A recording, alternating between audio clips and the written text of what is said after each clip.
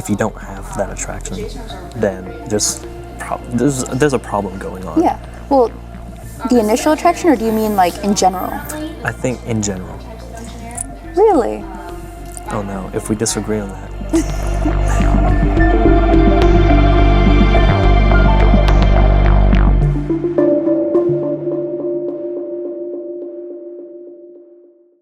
Hello everyone. Today I am joined here with Fedora Castellino. She is one of my great friends and has helped me with the Thomistic Institute in my university. And she is a graduate from NC State and has one book under her name, The Carbon Frontier, all about organic chemistry, and is now writing a religious book related to the woman's menstrual cycle. So, Fedora, thank you for joining me today. Thank you for having me. Yeah, so we've both experienced roller coasters when it comes to the idea of Catholic dating. And I know there's so much to unpack. And for us, especially as college students, it's not easy. And this is the time where we're actually finally realizing that it's really not easy. And so we're both, well, you just graduated, and I'm approaching my senior year. And so we've been able to observe what it's like to date, especially in the Catholic sphere, because we've been involved in our Catholic communities in our university.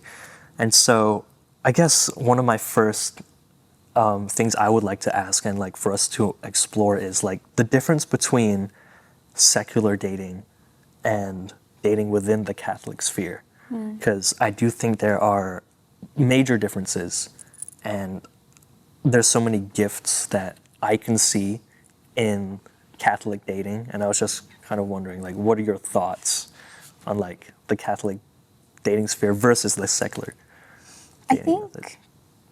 I think there's a range of secular dating.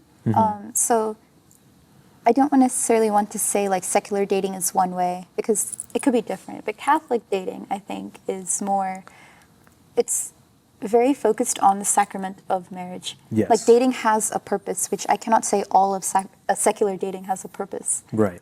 So I'd say the biggest difference is that Catholic dating focuses on achieving the sacrament of marriage, or discerning that sacrament of marriage with the other person together.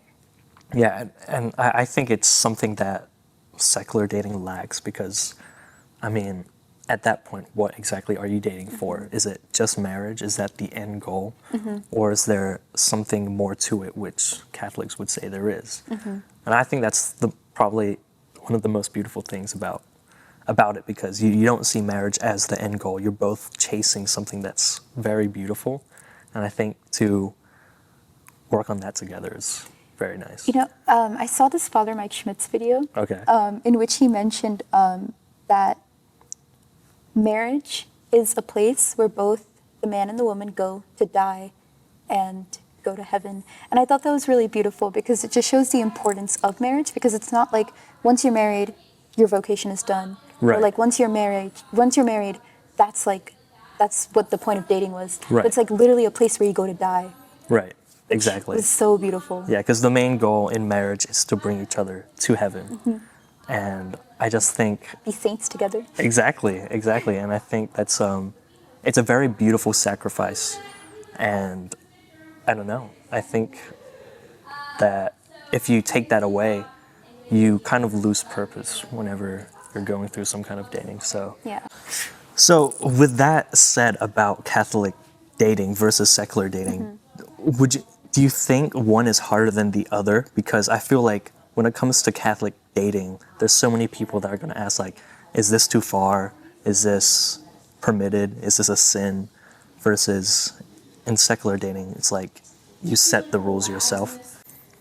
Well, I think it depends on how you define harder. Because I Right. feel like secular dating in the long term is a lot harder, because you don't have, like we said, that end goal of heaven. Your end goal is marriage. And so once you do accomplish marriage, for example, what happens then? I feel like a lot of people fall apart there, and you face a lot of difficulties on what your purpose is then. Once you do reach marriage, what's next? And Exactly. it makes it a lot harder to figure out your purpose when your vocation was technically just to date and be married. Yeah. You can't find fulfillment in the other person. And I think that makes it very hard. But I think, on the other sense, Catholic dating is harder because you are quite literally carrying each other's crosses. Exactly. And trying to get to heaven, which is a very hard thing to do. And Yeah. it entails a lot of sacrifice, which can be very difficult. So I guess it depends if you mean more harder long term or harder while we're here, you know, to earn rewards in the Exactly. future. I do think that if you don't have that end goal in mind, which is heaven, I think everything else kind of just like crumbles down. Yeah. I think Aquinas himself would say that if you unite yourself well to what actually is your end, by doing that, all your actions will kind of be in place so that you can fully, like, well fulfill that end. And so if you don't have that end in mind, that the true end that's really meant for you, especially in the sacrament of marriage, it's like, if you don't have that goal, you're not going to know what exactly to do, how to treat the relationship and everything like that. And so I think that's very important. And I think just when it comes to the difference between Catholic and secular dating is something so fundamental, but like just defining what love is, I think that's going to look very different between both groups. So I guess as Catholics, I mean, we know what love is. At least we have an idea. We have an idea. To as best as we can understand it. Exactly. God is love. We can't know God entirely in this life. Yeah. And so, but we know what God's taught us how to love. But in the secular world, I think it's going to be much harder because they're chasing what they think is love. Yeah. But do they exactly know what it means, you know? It's hard to love somebody if you don't have a full definition of it. We have the definition in the Bible, right? We have love is patient, love is kind, it does not boast. We have quite literally a rule book on what love is. Yeah. We don't have that rule book. I feel like it can become very subjective. Yeah. And so what looks like love for one person in a relationship might not look like love. And that's when you have a lot of conflicts because neither of you agree on what love is. Exactly. And especially since we're so young, we've gone through those stages where we found out that our vision of love was wrong. And so in some ways, Catholics have had to learn from their secular way of seeing love. Right. And they had to like really dig deep into finding like what really is love. Because if you don't know what it is, it's going to be hard to sustain the relationship. Yeah. And I think one of the things that so many people are inevitably going to find out is that love is not a feeling. No. And to me, I still struggle reconciling the idea of feelings and what true love is. And I don't know, what do you think about that? Well, right off the bat, I kind of think about how, as Catholics, we believe God is love, and love is God. Yeah. So right off the bat, you have, in a relationship that you're trying to bring love in, really what that means is you're trying to bring God in. And you don't always feel God, right? Right. So how can you always feel love if they're synonymous, if they're the same thing? Yeah. I really do feel like you do have those feelings which come and go, I think. And a lot of them are driven by attraction. Yes.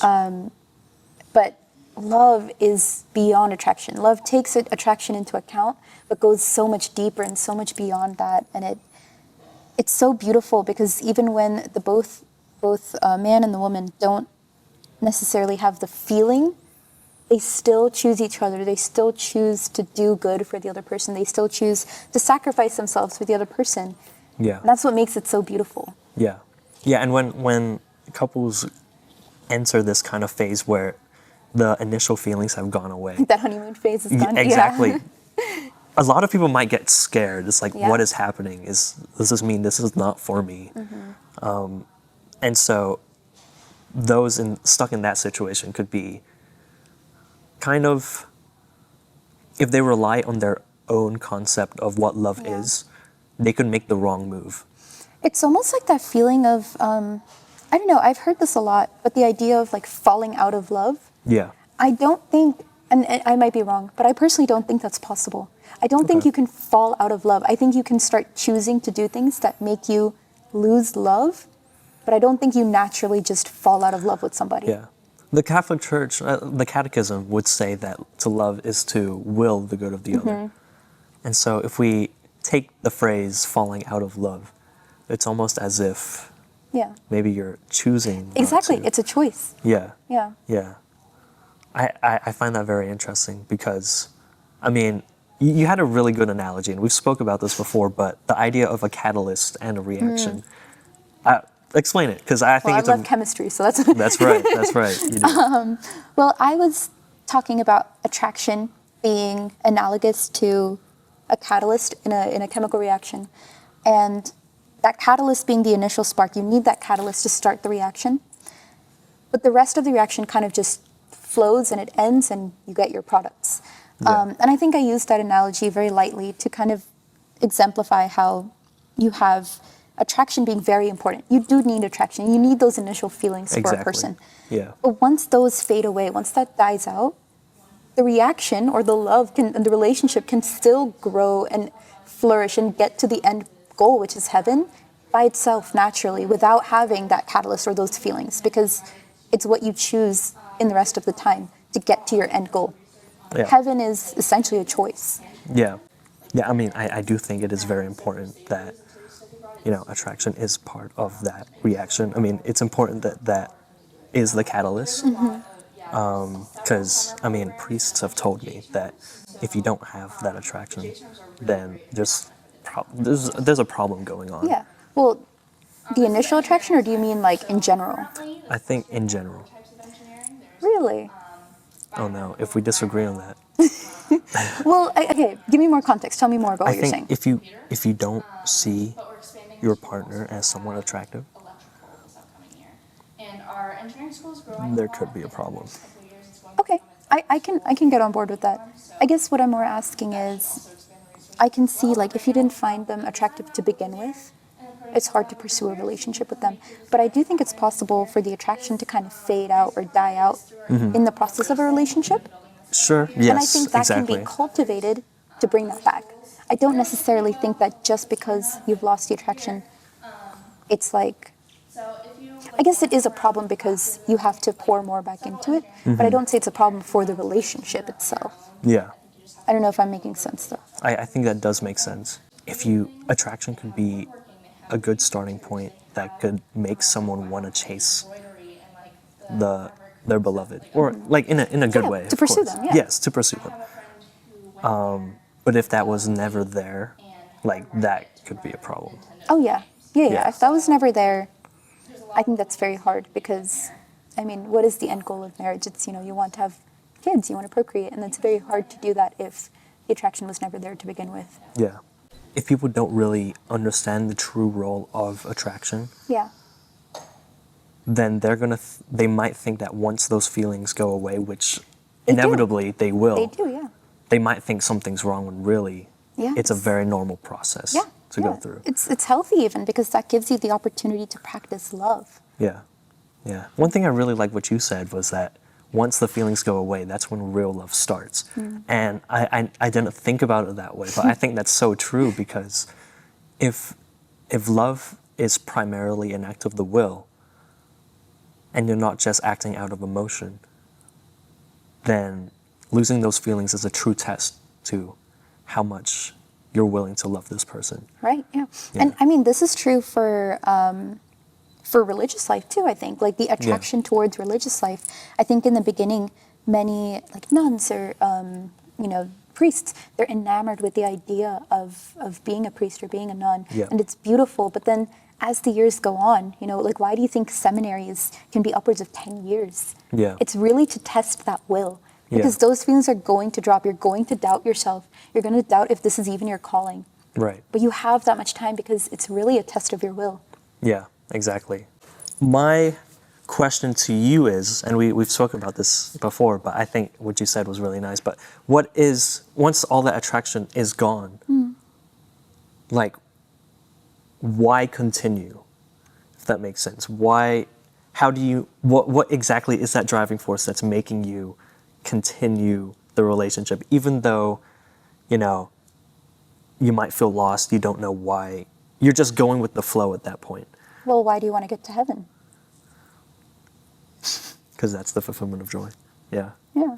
I mean, it's true. we talked about how dating is the step towards marriage, the discernment towards marriage, and marriage is the journey to heaven. Yeah. If you're in the relationship and you're feeling like you don't feel those feelings of attraction anymore and you're just kind of going with the flow, it's the same question as, you know, do you still want to go to heaven through marriage? Right. That's where discernment comes in. But if you've already done that process and you know that marriage is your vocation and your way to heaven, Yeah. that's why you keep dating. You still want to get to heaven. You still choose heaven, hopefully. Exactly. Yeah. Yeah. Would you say there's some kind of like selfishness if you do focus on, like, am I feeling good in this moment? Because I know it's important that you actually want the relationship you're in, but I feel like if you're only chasing a feeling, you're getting a bit too, I don't know how to say it. Self-centered with it. Yeah, Yeah. No, I exactly. agree. I will say disclaimer though, this is more like we're talking about healthy relationships, not like abusive relationships, because those are different. But when we're talking about healthy relationships that just sort of cycle through that feelings of like, oh, this is amazing, like the attraction, and then you sort of dip down and you go into almost boredom or comfort. Yeah. I would say that if you were like stuck in that sense of like, oh, I'm not feeling the attraction and, I'm not feeling this conviction, I do think that is somewhat selfish. And this is post, if you already have discerned that marriage is your calling, I do think chasing that feeling of conviction all the time can end up being selfish and honestly detrimental. Yeah. Because you're trying to feel good for yourself. Exactly. But that's not right. You know, it's not. I mean, that's not what we're called to do. We're not called to feel convicted about every single decision we ever make in our life. I think if that was the case, I mean, our lives would be so much more different if we always chased the feeling of conviction. But yeah, I think that if you chase those feelings of conviction, and if we always chased the feelings of conviction, we would never actually make decisions. Yeah. Because the truth is, when you are faced with a choice in your life, God doesn't say, this is exactly what you should do and this is exactly what you shouldn't do. Unless it's like, one choice is a sin and the other isn't. But if you have two very valid choices, you're never going to feel like a strong, or you might, but most of the time we don't feel a strong conviction towards one. Yeah. You logically go through it and say, is this something that I want? Is pursuing love and pursuing marriage as a way for me to die something that logically seems like something I want to do? And if that's the case, you follow that, even if you don't have that conviction. Yeah. Yeah, and I think having this kind of self-centered mindset could, in many ways, be unintentional. Yeah. And especially with guys who, well, and girls, of course, who are trying to really take seriously their discernment process. I do think there's such thing as over-discernment, though. Yes. Yeah. I think so, too. Yeah. I think a lot of the times discernment almost has too much of pressure on it. Yeah. Which I mean, it's understandable because discernment's a very scary and very big thing. It is. Being able to decide. But if you have a desire in your heart that you want to be married, chase it. It's really that simple. I mean, there's a lot that goes into discernment, but I think it's very scary. And it's very hard to be in a situation where you're presented with the opportunity to love God's daughter or love God's son in a relationship, and you've been pursuing this relationship, and then suddenly, you have doubts. Right. You still have this opportunity with this person. Discern it with them. Go through with them, Yeah. Unless you have this really strong knowledge that you are called out of it. Yeah. And even then you have a reason, Yeah. I think a lot of Catholics can feel scared to make a decision and fill their minds with, okay, there's one path that God wants me to follow. He has a plan for me. I have to be really, really, really sure that I'm making the right steps. It's like you're on this path, but every single step, like you need to make sure that you're stepping in the right place and everything like that, which could be paralyzing, being that scared. It's almost putting this idea of, I always joke about this, that we believe to predestination in some extent, but definitely not to like, no matter what we do, we're going to end up like in Right. one specific spot. That's not what we believe in. And I feel like in trying to be so, what's the word? In trying to be so cautious, we almost fall into this idea that we have to do, there's only one thing that we can do. And there's only one thing that we can Exactly. do to get to a certain place, which Yeah. is not true. Yeah. I think when it comes to a vocation, God wants us to make a decision. Yeah. He's not going to say, do this or else. Yeah. It's a vocation. When you receive a calling, it's not a demand, it's an invitation. Oh, I like that. And so that's why you should not, I think if you don't see it like that, you can get really anxious. Yes. And so what Catholics, I think, need to know is that God does have a plan for you. Yes, that's obvious. But he wants you to use your own will Yeah. and make your own choices. He's given us the free will to almost choose the right path, to choose Exactly. a path that is going to bring us to heaven and bring us closer to God. But we have that choice. Yeah. Yeah. Yeah. The one thing that my spiritual director said is that I want whoever like listens to this should probably take this with a grain of salt, but whenever you're torn between like two paths, you shouldn't see it as one is bad and one is good. As long as both are actually good, like Not let's say, sinful or like let's say marriage versus religious life. It's Yeah. like you can make your choice. One path is not necessarily better than the other, yeah. but ultimately God wants you to use your own free will. He gave it to us Yep. and he respects it very much. And I think as human beings, like we should really cherish that. Yeah. And I think also when it comes to discernment, this probably might have become influenced by the secular world, but this idea of finding the one, which Yeah. I think There's a lot to say on there that. is a lot to say on that. The soulmate. Exactly. And I don't know, what do you, I don't what have believe in you learned? soulmates. You don't? Okay. I don't believe in soulmates in the way that the secular world thinks of soulmates as we have that one person, the one. Yeah. I don't believe in that. Yeah. I think the one is, we actually talked about this earlier, is first of all, you don't know if that person is the one until you marry them. Once you Right. marry them, they are the one, Yeah. Yeah. But even in discerning marriage with them, even in dating them, there's really, you can't base it off of feelings, like we said earlier. And there's different ways in telling if this person is a good match for you. Yeah. Are you attracted to them, If you have that initial attraction, I think that's really important. Yeah. Do you have the same life goals? They're not really going to be the one if one of them wants no kids and the other wants like 10, Yeah. Yeah. That's not the one.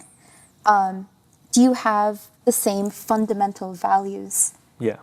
And when you have those three things, and even down to like beliefs, those there's so many, right? There's so many people in this world that you might match with. Who is the one who you were given the opportunity to date? Did you have a meet cute with somebody and they asked you out on a date? That's your opportunity to date them and to discern marriage with them if you are, pursuing marriage with them. That person is the one until you marry them, Yeah. Yeah. My spiritual director said there's a lot of people you will be compatible with. Yes. And yeah, he essentially said there is not really such thing as the one. And once people accept that, it could lift a really big weight Burden. off your shoulder. There's so much 'Cause- pressure in trying to figure out if this person is the one. You almost overanalyze every step of your Yeah. dating process, which can be so burdening. Trying to figure out, oh, they did this and this bugged me. Are they not the one? Or, Right. a lot of people put a lot of emphasis on love languages, Yeah. which I think it's important to recognize your love languages. But at the same time, just because your partner has a different love language than you does not make them not the one, Exactly. you know? Yeah. Or Yeah. attachment styles is a big one. A lot of people put a lot of emphasis on attachment styles. And they're like, oh, if someone's like an anxious attachment style and someone's an avoidant attachment style, they're not the one. That's not true. Yeah. What would you say about, I think one of our best role models, it wouldn't be like Disney movies or these romance movies. I think for us Catholics, it would be the saints who were married. And I think probably the most, The top dogs are Yeah. Mary and Joseph. well, that, I was actually going to mention Zélie and Louis yes. Martin, the parents of Saint Therese of Lisieux. Yes, and I've read their love, like some of their love letters. Yes. Oh, it's so adorable. Yeah, they're incredible. Every time I think about my own like future marriage, hopefully, I think about how I want to be. I want to Yeah. be saints. I want to be saints together with my husband. Exactly. Yeah. I think my question to you is, for how they came to be together seems like it's a really big miracle. Yeah, it's a But- beautiful story. It's very beautiful. But I think a lot of Catholics might see that as their like ideal relationship. Like, because what? They walked past the bridge together, and then Zélie got a message from God saying, "This is the person I've prepared for you." Those messages are very real. I really do believe that they happen in people today too. Yeah. And I think it's important that people don't make the sole message that they get from that to be, God has prepared one person for you, go find them, you know? Yeah. Because that might have been the case for I Zélie think and there's Louis. yeah. Like I said, I don't think everyone gets that, you know. Yeah. There is, but I do think that certain people, Mm-hmm. God does give them a very clear, this is the person for you. Yeah. I do believe that. Yeah. But yeah, no, I think the opportunities for people to find the one are very different. I mean, for them, you know, they both discerned religious life and then found their way back to each other. Yeah. But, you know, if, let's say, for example, they didn't find their way back to each other, Mm-hmm. I'm sure they still would have found great husband or wife, you know, like Yeah. another one. Yeah. And I guess it's the same with other vocation stories. It's Yeah. like some priests will have that kind of miraculous calling where God makes it very clear that From, yeah, and like called- 2-year-olds who know that they're going to be a priest. exactly Yeah. versus those who are like completely, I guess, well, not oblivious, but they don't find just out don't have that until- certainty until they actually say their vows. Yeah. And I guess the same would go with marriage. It's like everyone's love story is not the same. Yeah, but I will say the one thing that's consistent in every single person's vocation story, whether it's religious life or marriage or singlehood, you have to commit. Yeah. That is the biggest thing in love, like love for religious life, love for partner. If you cannot make a decision to stay, if you cannot commit, you're not actually practicing love, Yeah. because that comes with love. Yeah, I agree. And it's a very hard thing to do much of the time. It's a very hard thing to do to say that, okay, I'm committing this, I'm going to live this lifestyle Yes. for the rest of my life. That could be hard. But I also have heard priests say that it's only once you make that commitment to a vocation that you really find freedom in your life. Yep. Which Yeah. it's interesting because especially those of us who haven't set any vocational vows, it's like Yeah. we might not see that, but But just Makes imagine, sense. imagine the difference between, you know, dating or being engaged to marriage is Yeah. that public vow. You know, in Dr. Kaiser's book, Mm-hmm. The 7 Big Myths About Marriage, yeah, he talks about that the reason we have weddings, the reason we have, or even ordinations, right? They're in front of many people is because a public vow is really, people are witnessing you and holding you accountable to that vow. Once you make those vows, that is your commitment for the rest of your life. And like you said, it does open so much freedom because you know that this is what you were called to do. You did it, you've committed to it, and now you can live your life and go, like, now you're literally like in your place you need to be for you to die and become a saint. Yeah. Oh, it's so beautiful. I can't It wait. is. Yeah, no, it's incredible. I know that there's going to be a lot of people who don't see that vision yet. Yeah. It's But- hard, especially at our age. Yes. We're so young and we have so much more to experience. But, one of the things I did, I think JP2 talked about this too, Okay. was in current day, in modern day dating or even marriage, the age of marriage is being pushed back. We used to see marriages in like early 20s. Now we're seeing them in late 20s, even like early 30s. Right. And as the days go on, I've noticed when it comes to like lack of commitment and stuff, the average age of marriage has been being pushed back by a lot. Like marriage used to be something that was done in the early 20s. And now, then we started seeing it happen more in our late 20s. We're even seeing it being pushed all the way to our 30s. Yeah. And, individually, there's no age for love, that's Right. not that big of a deal. Yeah. But if you see a huge, large pattern of marriage, which is something that is so sacred and it's so holy, being pushed back and back and back, it's clear to see that the secular world, and the world around us, and even now many Christians are viewing marriage as something that needs to be put off so that they can pursue a career first. A lot of things that I've heard is one of the fears that a man has before proposing is, oh, I'm not financially ready. I'm not financially ready to support my wife, to lead my wife. Because the emphasis of what leadership means, the emphasis for a woman of what receiving means has shifted. It's shifted from spiritual leadership to financial leadership, Yeah. to being able to afford things. Yeah. And it's really telling of how our culture is. And I think the value of our vocation, of value of literally marriage has gone down. Yeah.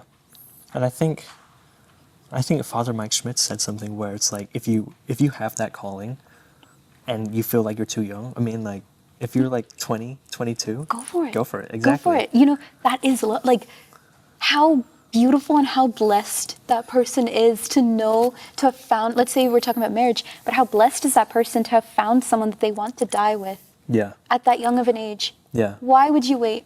Exactly. I think it sounds almost like when Mary had that call that she was going to bear the Son of God, like she rushed to Yes. Elizabeth because Yes. she figured out her role in salvation history. And I think the same could go for that calling to marriage or of course any vocation you're called to. Yeah. I think that's beautiful. It's almost, it's so interesting though, because I don't think a lot of people, let's say we take Catholics for example. I think let's say there are two couples. They both found the person that they love. They're both in relationships. Both of these people are Catholic and they both value marriage. Yep. One of them gets married early when they're younger because they value marriage that much and that why wouldn't you get married? This is a sacrament. Yeah. Whereas the other still values marriage and that's why they push it off. And that's what I think is over discernment. They push it off as late as possible. They're going to date for, 6-7 years before they commit because they value marriage so much that they're almost like, we have to make sure because Yeah. marriage is so important, Yeah. which almost is like over discernment. You know?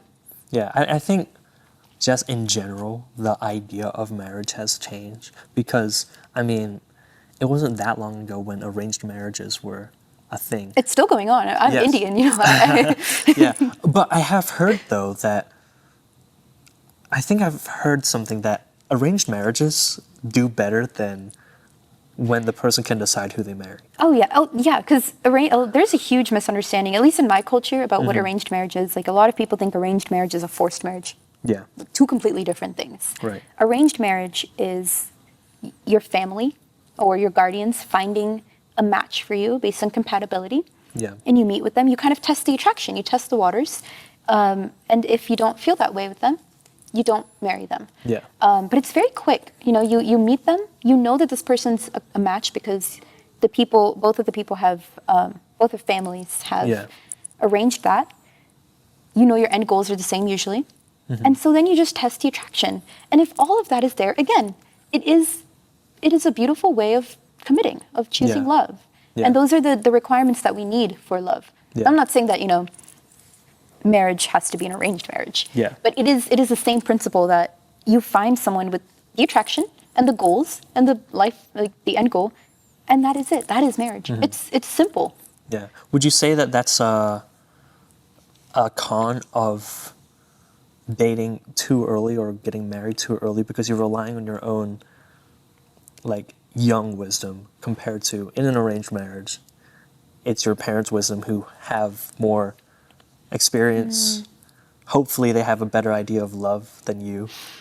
I don't think don't one think is so? better than the other. Okay. I think they're both equally. Again, this is saying arranged marriage is definitely like it is the parents are finding them, but the child, the one who's actually going to get the child, as in the person who's going to get married, decides. You know. Yeah. So if we're saying in that, and the person who's getting married has a say, I don't think there's one better than the other, because even if you're young and you find young love, you know you're loving to the 100% of what you know love is. Yeah. If you're loving correctly and you're self-sacrificing and you're finding this person beautiful, you marry young, you're going to change, yeah, for sure, but you have made that commitment, and now you get to flourish and grow together. That's the whole point. You're always going to change. You know, you can get married at 21, or you can get married at 41, but both of those couples are going to change, become new people, and grow together. So either way, I think it's the same. Yeah. Yeah. I guess in many ways you cannot systematize the path of marriage. It's like you can't say within this age range and they have to tick all these boxes. Yeah. Sometimes it's like if something feels right, then that's a good sign. You can't, of course, rely on your own feelings 100% of the time. That would be unhealthy. But I think God calls us to different paths. And I guess one thing we could talk about is how does our relationship with God as Catholics help us in cultivating our relationships? Yeah, and I think it's actually really good that, you know, you're a guy and I'm a woman, because I feel like we can both speak to our specific roles, because I think cultivating a relationship comes with understanding the role of a man in a relationship and the role of a woman. And if those get mixed up, the relationship is not going to do great. Right. And I really do believe that, because I've been in that place where the roles have been mixed up certain times, and it's hard because that's not what we're created for. Right. So I read this book recently, and I forget the name, but I'll tell you when I do. And it talks about men and women loving differently, but it's still the same love. And the biggest thing, fundamentally, is that men are givers and women are receivers. And we can see this biologically. When you procreate, you know, the man gives their DNA to the woman, and the woman receives it, and that's how you create life. When you propose, the man gives the ring, and the man feels the most love when the woman receives it. When the woman receives his love and his offer, that's when the man feels most love. It's not like after a proposal, the woman's like, "Oh, thank you for the ring. Here's like a watch." That doesn't work like that, right? Right. Because the man feels most like loved in that moment when the woman receives his love. I find that to be so true. I think that's genius. Yeah. And so when a man keeps giving, he feels the most love when the woman receives his love and nurtures it. We're nurturers. Yeah. But when those roles shift and the woman is giving more, again, we want to both give, but it really is more on the role. How much is the woman taking on the man's role of giving everything and the man is receiving it? That it's not how we were created. Yeah. It creates resentment. It creates frustration. That's not to say that, you know, the man should give everything and the woman should just take it and run. There's nurturing that comes with that. When you would ask a woman to marry her, you are giving her a ring. You're giving her an expensive ring and a promise to commit to her. And she's giving you the promise of like mothering your children. Yeah. You know, it's both give and take, but the essence of it is the woman receives and the man gives. Yeah, and it's important that we unite ourselves to the Creator who has his reasons to why he created man and woman in this certain way. And I think that's beautiful. And we even spoke about this. If we go even deeper to this topic, like we've spoken about the psychology of how women like act in love and how men do. especially when it comes to heartbreak, which we could go on to later. But there's so many differences that I just find super interesting. And I think if we understand not only biologically how God made a woman and how God made a man, it will absolutely help us in our relationship. Oh yeah, oh yeah. When you Yeah. really get in tune, I do think the over feminist, modern feminism has totally shifted our perception of being a woman, and it's made it very hard to date as a woman. It's very hard because we are kind of programmed now to be like, oh, if I have to be strong, I have to be independent, which are all good qualities and all good qualities to have. Yeah. But we don't want to be independent in expense of vulnerability. Yeah. Women are called to be emotional and vulnerable, and depend on their man. Yeah. To a balance, of course, but that is how we're made. We're made to support. We're made to bring the emotion out of the man. Yeah. We're made to lead the man out of his own head and bring the emotion out. Yeah. And the man helps the woman by giving her support when she's emotional, by nurturing what she is giving your vulnerability for. Yeah. I'm not using the right words, but it really is a role of the man and the woman. And I think modern day feminism has totally shifted that, both on the Right. men's side and the women's side. Yeah. Yeah. I think if we deviate from how God intended to make us, things can go south very easily. And so that's why I think it's so important that we, like in a marriage, in a relationship, you're always praying. It's good to know the role of a man and Yes. wife. And it's good to practice it. Exactly. And there will be times you'll mess up, but in practicing it, I think you really you feel so safe with your partner. Yeah. And I think even just going as simple as saying there is a difference between man and woman. Like you can't say both need to be leaders. Like you have to at least acknowledge that they are two different kinds of human beings. Yes. And And it's beautiful that they're different. It is. It That's why we absolutely is. complement each other so much, Yeah. It just doesn't work if you're too similar. yeah. Yeah. Exactly. Yeah. Let's talk about heartbreak because I think college students are very likely going Canon to event, Yeah, exactly. to some degree, yeah. As college students, we maybe we've experienced it ourselves. We know a bunch of people Oh, yeah. who have gone through that kind of Yeah. struggle in their lives. Why does it hurt so much? Because it really it sucks. It's really bad. Yeah. Yeah. Well, I mean, isn't there that thing where it's like, love is almost like a drug. So when you separate with someone, Yes. it's those you're literally experiencing withdrawals. Yeah. So I mean that would explain why it hurts so much. But I would say it's a lot harder. You can correct me if you disagree, but I think heartbreak in Catholic dating is a lot harder than secular heartbreak. Explain. I think it might be dependent on how we say is harder, but Yeah. if you have gone through Catholic dating and you really have discerned marriage with this person and you've thought about marriage with this person, you've seen a future with them, when that relationship doesn't work out for whatever reason, you almost feel like you've lost your future, Right, That, right. That's hard. You've lost that person that you thought you were going to die with. Yeah. And that pain is so hard. Yeah. Whereas I feel like in secular dating, when you do lose a person, again, I'm not saying it doesn't hurt. It hurts really bad, and you might have seen a future with them, but it's not like you've lost the vision of that sacrament with that Right, person, right? Because exactly. you didn't envision the sacrament. You didn't envision that holy Yes. promise. Yeah. Yeah.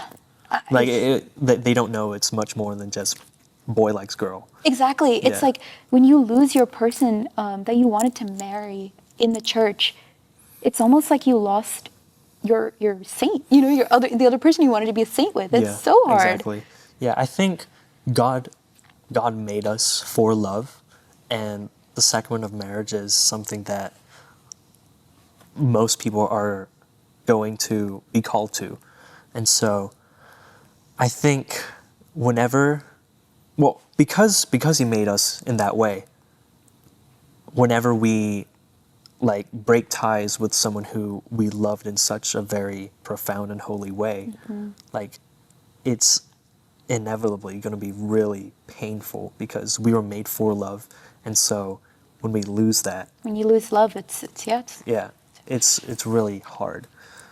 I recently had like something like that happen, and I talked to a priest about it, and he reminded me that in heartbreak you can look at the Paschal mystery for comfort.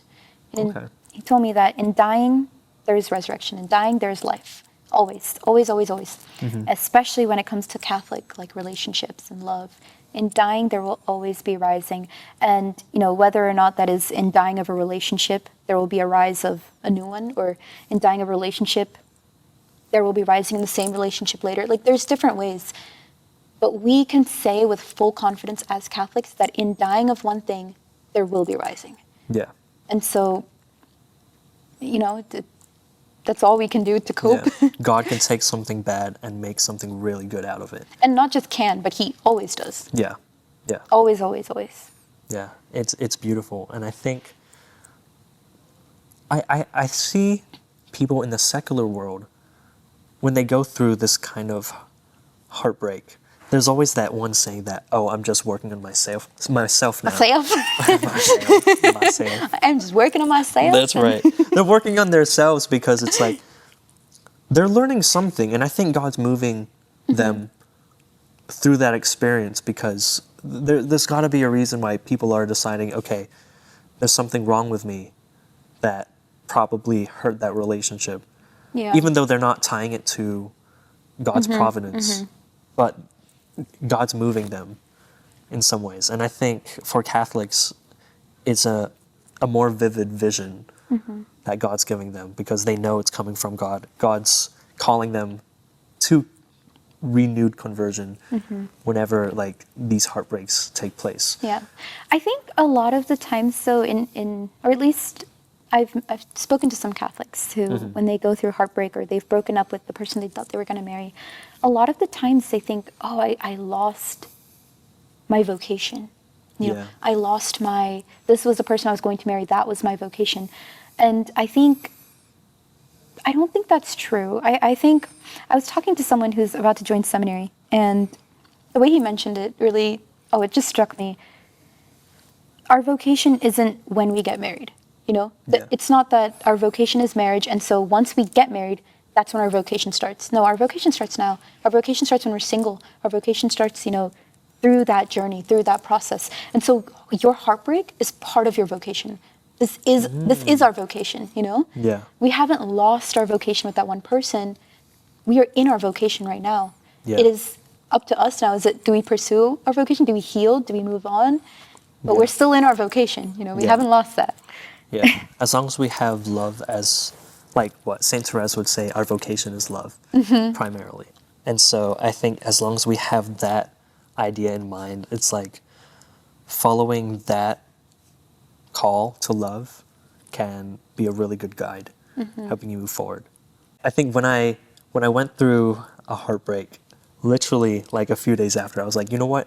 I'm just going to discern the priesthood at this point. I was like, I know, it was very fast. I think it was in many ways delusional. For me, it was very hard for me to pray for God's will when I was before my heartbreak, because I think the situation that I was in, it was very clear what God was asking me to do, which was to end a relationship, and I didn't want to. I really didn't want to.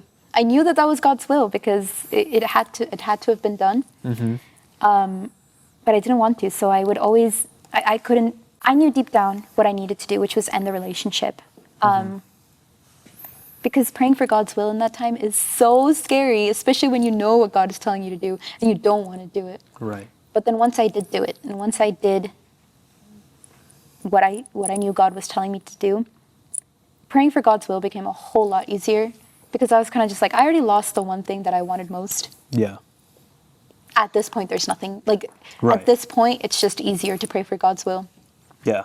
And you told me about the idea of the prayer. Oh, Yeah, and I didn't- every Christian girl Yeah. knows the prayer. Yes, yeah. And basically what? It's If he's not meant to be in my life, take him away. And you It's the say- fastest prayer. the fastest prayer that gets answered by God. Yeah. Which is, when I was in my previous relationship, I told you this before, in Mass, whenever we're called to give a sacrifice, I'm like, God, I offer you my relationship for a week. Not forever. I'm just Just like, for a week? just for a week. Jesus, take the wheel for a couple seconds. Just for it's because we all want to take control. Yeah. It's hard. It's hard to surrender to God, especially when it comes to being in a relationship. It's so hard. But it's Especially such when you an love that person. yeah, it's such an important thing to do, though. Yeah. Yeah. And if you love, you know how to say. I always hated this. I hated the saying, if you love someone, let it go. And if they come back to you, It's then. true. Yeah. But In some ways, it is true. in certain ways, Yeah. now you don't want to just let someone go for no reason. You know, Right. if you just have a feeling and you're scared, don't let them go. Right. Don't let them go. But if it's very clear that you're not being treated the way you're supposed to be treated, if you know that this is not God wants for you, if you know that, there is something wrong with the relationship, let them go. Yeah. Because at that point, if they do come back, that's from God. I Yeah. was just- That's everyone's dream. It's just so everyone's you dream. know. It's everyone's dream. It's my dream. Yeah. No. But I read this, I was scrolling Instagram, and right now all my Instagram reels are like heartbreak reels. Yeah. But there was one that really stood out to me, and it was someone that had said, God, please let my love story be so impossible that everyone who sees it knows that only you made it happen. Mm. And that really stuck to me, because I was like, yeah, sometimes in our heartbreak, we really think it's impossible, whether it's like, getting that person back or finding another person after such a painful heartbreak. But make that story so impossible that when it does happen, it's, that that's God. Right. Yeah. And that that's love. Yeah. That's incredible. Yeah. I know everyone's gonna. If anyone remembers one thing from this video, it's that. So, yeah, it's a nice message. I think one of the things that I always hope for my relationship, and I might take this a bit too much to the extreme, but I really want to find God in my next relationship. I want to know that He's there. Which, of course, it can get risky. It has its caveats. Yes, that is true. I guess, what do you mean by you want to find God? I really want to have that comfort that I want this, but God also wants this from me as well. Okay. But it can't be a feeling. Yeah, I guess Because so. God doesn't speak to us always in feelings. And I feel like we have to be prepared for that. I think a lot of people want what you want. Yeah. It's very normal, especially for such reverent and holy people who want to date. It's very normal to say, oh, I want God to give me the confidence every step of the way that He is giving me green lights. Yeah. But green lights don't come in feelings, right? They come Right. in different ways. A green light might be, the two of you have talked about marriage, and the both of you see the same vision for your marriage. That's a green light. Yeah. The two of you talk about, how you're going to parent your kid, Yeah. and you both agree. That's a green light. Green lights don't necessarily come in feelings. So I think if your goal is to really find God, it's a good thing to want to find God in your relationship, but it can't be finding Him through feelings. Yeah. You have to be very careful. Anxiety can, if you let it, it can have a really big influence over your decisions. Yeah. And you can easily regret it in the end. And it's hard. It's really interesting because you have gone through one side of a heartbreak that I've gone through the other, Yeah. of the same story. So That's why this is great. I mean, this is, yeah. Yeah. So, yeah. Yeah. Let's talk about just the idea of romance, because the secular world's I love romance. I love it too. I love okay, Kevin. I love using my words well too. in order to make a girl feel happy. There's a reason why I really like, I don't know if you've read the Song of Songs, or the Songs, Yeah. Song of Solomon. I love that for obvious reasons because it's basically It's a love letter. Exactly. It's a long love letter. Yeah. yeah. What do you think the role of like that kind of expression is in Oh, a I love relationship? it. Because I love it. I think it's beautiful. It really just goes back into, I mean, I'm a words of affirmation girl, so I Yeah. love letters. I love emails. I just love words. Yeah. It comes in forms of, of reassurance, reminding this person why you love them, that you love them. I think it reminds the person that you are committed to them. Yeah. Words have huge power. And so when your words are backed with action, that is so romantic. Yeah. Yeah. It's wonderful. I think many times when it comes to the expression of romantic love, especially in the secular world, like let's say The Notebook, the movie, it's like much of the expression of romance comes in the form of sacrifice, where it's like people like The Notebook because this guy wrote to the girl for a whole year. Do you like The Notebook? I do. I don't. You don't? No, Really? because I actually don't think that that's a good example of love. Oh, You know what? I agree. But I guess what I'm saying is that you're talking about the letters and the. yeah. Yeah. It's like, oh, this person was willing to write for 365 days, even though the mothers, Didn't, yeah. like threw away all the letters as Yeah. well. Or the fact that this old man was writing his entire love story in order to remind his dyslexic wife. There. Dyslexic? Oh my goodness. No. What is it? Dementia. Oh, Because I'm trying to imagine an old dyslexic lady trying to read a journal. She's not going to get it. or okay, how about this? Romeo and Juliet. Okay. They couldn't be together because their families were completely opposed. But they still, the against all odds, they were able to. Well, I guess they both died. I'm messing up at this point.